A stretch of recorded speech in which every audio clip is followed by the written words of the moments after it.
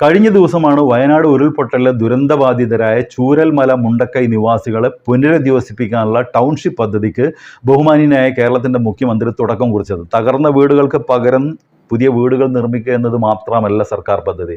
അവരെ പൂർണ്ണമായും മറ്റൊരിടത്തേക്ക് എല്ലാ അടിസ്ഥാന സൗകര്യങ്ങളോടും കൂടി പുനരധിവസിപ്പിക്കുക എന്നതാണ്.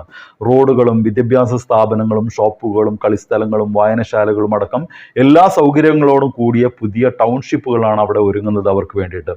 എന്നാൽ ഇന്ത്യ കണ്ട ഏറ്റവും വലിയ പ്രകൃതി ദുരന്തങ്ങളിൽ ഒന്നായിരുന്നിട്ടും ഈ പുനരധിവാസത്തിന് നയാ പൈസ ഈ നിമിഷം വരെ കേന്ദ്ര സർക്കാർ നൽകിയിട്ടില്ല.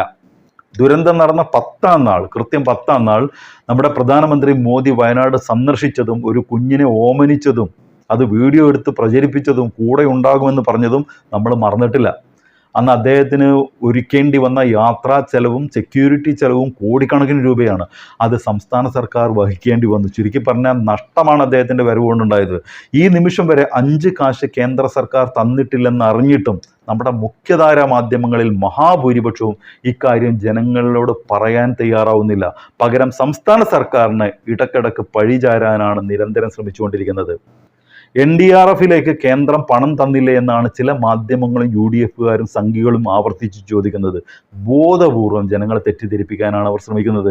കേന്ദ്ര സർക്കാരിന് കീഴിൽ പ്രവർത്തിക്കുന്ന NDRF അഥവാ ദേശീയ ദുരന്ത നിവാരണ സേനയ്ക്ക് പണം അനുവദിക്കുന്നത് ഏതെങ്കിലും ദുരന്തങ്ങളുടെ പശ്ചാത്തലത്തിൽ ചെയ്യുന്ന നടപടിയല്ല. ഡിസാസ്റ്റർ മാനേജ്മെന്റ് ആക്ട് 2005 അടിസ്ഥാനത്തിൽ ഇന്ത്യയിൽ പ്രവർത്തിക്കുന്ന സേനയാണ് ദേശീയ ദുരന്ത നിവാരണ സേന. ദുരന്തവേളകളിൽ അവയുടെ കെടുതികൾ പരമാവധി കുറയ്ക്കുന്നതിന് വേണ്ടി പ്രവർത്തിക്കുക എന്നതാണ് അതിൻ്റെ കർത്തവ്യം. പ്രധാനമന്ത്രിയുടെ അധ്യക്ഷതയിലുള്ള ദേശീയ ദുരന്ത നിവാരണ അതോറിറ്റിക്ക് കീഴിലാണ് ഈ സേന പ്രവർത്തിക്കുന്നത്. അവർക്ക് അനുവദിക്കുന്ന പണത്തിൻ്റെ കണക്കാണ് ഈ കൂട്ടർ ആവർത്തിച്ചു പറയുന്നത്. അത് ആ ആവശ്യത്തിന്, അതായത് ഏതെങ്കിലും തരത്തിലുള്ള ദുരന്തമുണ്ടാകുമ്പോൾ അവിടെ രക്ഷാപ്രവർത്തനത്തിൽ ഏർപ്പെടാനുണ്ടാക്കിയ സേനയ്ക്കുള്ള പണമാണത്. അത് ആ ആവശ്യത്തിന് വേണ്ടി മാത്രമേ, രക്ഷാപ്രവർത്തനങ്ങൾക്ക് വേണ്ടി മാത്രമേ ഉപയോഗിക്കാവുള്ളൂ. എന്നാൽ പുനരധിവാസമാണ് വയനാട് നേരിടുന്ന ഇപ്പോഴത്തെ ഏറ്റവും വലിയ പ്രശ്നം. അത്രയും കുടുംബങ്ങളെ പുനരധിവസിപ്പിക്കണം, അവർക്ക് ആവശ്യമായ ജീവിത സാഹചര്യങ്ങൾ സൃഷ്ടിക്കണം. അതിലേക്കായി 5 കാശ് ഈ നിമിഷം വരെ അനുവദിച്ചിട്ടില്ല കേന്ദ്ര സർക്കാർ.